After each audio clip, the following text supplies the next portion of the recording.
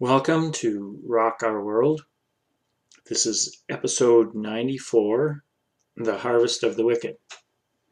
Before I start this, I want to point you to a WSO YouTube episode again. He reported this morning, this is the September 21st. We got 2 days in our countdown to the 23rd in the anticipation of what we might see on that day. And remember, we're talking about signs here, and the signs are increasing. And the purpose of signs is to get our attention. Sooner or later, we're going to run out of signs, and we're going to run into the problems on the road. So don't exhaust the Lord's patience, me or you. So I'm going to point you to this one episode I watched this morning, The Rivers Turning into Blood, Another Sign of Nibiru Planet X. What happened is the satellite imagery showed the entire Nile River system as red from outer space, from the satellite. And the speculation is that we're starting to go through the debris tail or trail of this planet, the red dragon, and it is a tremendous amount of red oxide dust, that is rust, iron oxide. And that's what's causing not only the Nile, but we've seen this same phenomena over, sounds like months and years. A few years back it started, but it's pretty dramatic this morning when we see the whole entire Nile system. And of course it reminds you right away of the plagues back in Egypt, and tie together. And the gentleman that oversees WSO brought this out too, that the speculation is that this brown dwarf star, that is color red from the iron oxide, came through the last time during the Exodus. That's what caused the plagues, or a lot of the plagues. I mean, God's in charge of these things. He doesn't need a planet to cause things, but that's how we're speculating and proposing that's how he chose to do a great deal of these things, is by bringing this planet through, or planetary system. It's a dwarf star with several planets and moons going around the planets and so on, an entire solar system that's possibly a twin star to ours, like a binary star system. At any rate, this is a pretty dramatic thing that happened today, and there's also two other things that are very dramatic over the past 48 hours. There's been, I'm going to say, upwards to 100 earthquakes around the 5 mark within 2 days, and they're have an expectation that something worse will happen there in Mexico because there's been no aftershocks. And there's been, I'm going to say, about 10 brand new volcanoes, old dormant volcanoes that have awakened within the last day or two. So we have a lot of stuff happening very suddenly and escalating quickly, and the anticipation that September 23rd will bring something that we're not really looking forward to. And whether or not we see just a continued escalation of these things, September 23rd, as I've pointed out, is the Feast of Trumpets. And that is not something the rabbis calculate, nor is it something Christians hardly know anything about. It is something that goes by the calendar that God put in place from the beginning of time. Genesis 1:14 says that he put the sun and the moon in their place to give us signs for all of his appointed times. The Feast of Trumpets is one of the appointed times, and it's proposed and speculated that will be the day that Jesus Christ, Yeshua, returns in power and glory. And that's actually what I'm talking about today. All the events that are around this final battle and the judgment of the wicked. Now I'm going to spend a little less time on this. I like to focus on the positive part. That's why I was saying that we got to the point in my going through the 50 years of the tribulation. We got to the last 40 years that I proposed that we're going to spend 39 of those with the salvation of souls. And this is I'm going to say that this is a constant changing over of allegiance during this time.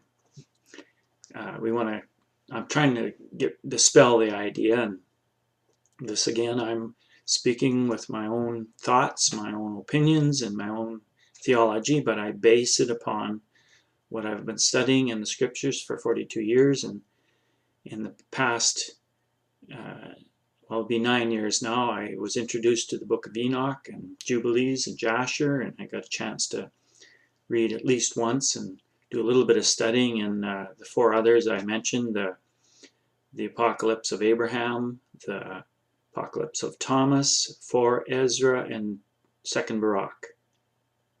Those 7, and there could very well be another, there more than that that we could use for additional information. And I'm going to say there's not conflicting information in these books. There's just additional information, and a sharp eye might pick up the odd discrepancy, but let's not worry about little things. There's a possibility that scribes made errors here and there. Don't pick some little thing and then throw it all away because of a little thing. I can see that in general, these books add information that's missing in the story we have. That is what we call our Bible, the Torah, the prophets and the writings, and the inspired commentary, the books that we commonly refer to going from Genesis to Revelation, that these additional books really aren't additional. They should have been there all along, or they could have been. They were at one time. They were rejected by Satan, and now God is restoring all things. So let's get to the harvest of the wicked. And I started with the 40 years. The 39 are set aside for saving of souls, and there's a constant switching sides of allegiance in these years, and we're dwindling down to the last few wicked men. And it does sound like there's quite a number of them, but there's still not the end of the story as I've proposed, and I'll go through that I think I'll make it to episode 100 before we go to Israel. So I've reserved a spot for the woman on the beast, which is false religion, the fall of Babylon, the 7th day, that is the 1,000-year reign, and the 7th day, of course, is the Sabbath, so that every week we observe the Sabbath, that is the Lord's Sabbath, and we celebrate the time when Satan will be locked up and we won't have to suffer through his deception and his constant harassment. And then we'll do one on Satan's second witness at the end of the 1,000 years, and then we'll do one on the time past the 1,000 years, which I have referred to as the 8th day and the New Moon Festival. Looks forward to that. It is the 8th day. That every once in the moon cycle we go through the 4 Sabbaths, and then there's a break, and the idiom for that is the 8th day, and it's a day that's not counted in the counting of the weeks, and we just take a break from that that 7-day cycle for 1 or 2 days, and possibly we're looking at a 3-day right now. We're in the 2nd day of the New Moon Festival, and we had quite a display here. I talked about the last episode. On the morning of the 6th day, you get up early to see, on that 4th Sabbath, to see where the moon's at. And oh boy, it was so high in the sky, and when it first came up, it was so bright and brilliant, and the whole moon was lit up, the outline of it. And then this brilliant tiny crescent was just the most spectacular one I've ever seen. Not that I've seen lots, so I'm just learning about these things, and that's kind of the last sign that I know of, kind of completes the picture of how you can be have a heads up on how long the New Moon Festival will be, whether it'll be 1 day or 2 days, and maybe the first 3-day new moon ever. Okay, I better get going on my project. The harvest of the wicked. The Lord reserved Revelation 14, 17 to 20, 3 verses for this harvest. Now it's expanded upon, and I'll get to that, but I want to minimize this part of the plan. We want to be fearful of it, in that we will be motivated to seek the Lord and to get rid of our wicked ways. If there's sin in your life, tackle it right now. Sin is the transgression of the law. Most people have a good idea where to start. Quit lying, cheating, stealing. Quit dealing in sexual immorality. And there's quite a long list of it. One of them I haven't touched on too much, but pornography is a really big and evil and ugly thing. Get rid of that in your life if that's part of your struggle, and really press in on the Lord with prayer, with fasting, and studying of the scriptures. And I've gone through all these things many times, so